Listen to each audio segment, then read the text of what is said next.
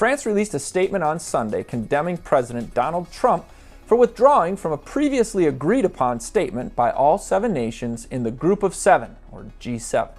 While it may not be the president's primary motive, the withdrawal from G7 is a constitutional executive action.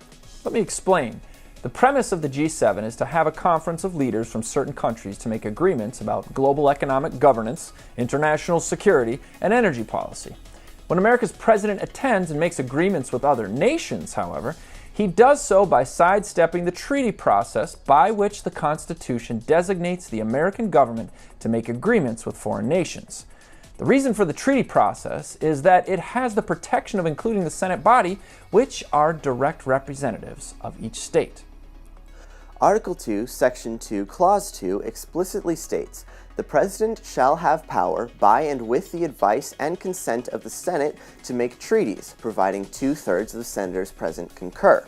James Madison, father of the Constitution, asserted, "The powers of the federal government are enumerated. It can only operate in certain cases. It has legislative powers on defined and limited objects, beyond which it cannot extend its jurisdiction." The Constitution never tells the President, or Congress for that matter, that they can tell business owners how much carbon dioxide their company can emit. But other countries' leaders are doing it. Once again, we are not other countries, and that is what makes us American. We the people are not led by the nose of those in power. We've created checks on power, and no branch has unilateral authority to pull the American people into agreements or put our liberty under the yoke of other countries.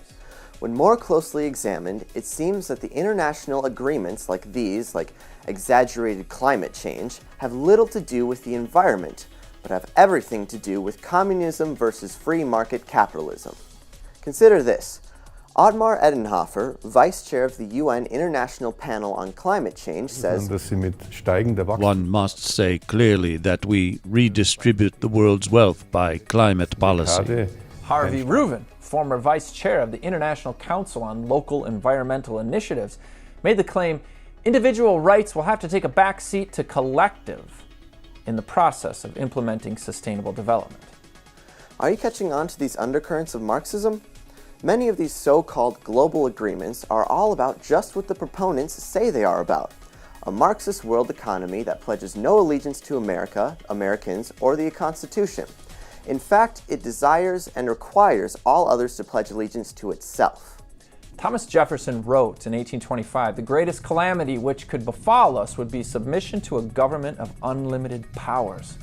We at the Institute on the Constitution believe that it's time to stop frightening our children into global participation and instead enlighten them to the blessings of the constitutional free markets and individual liberty in America.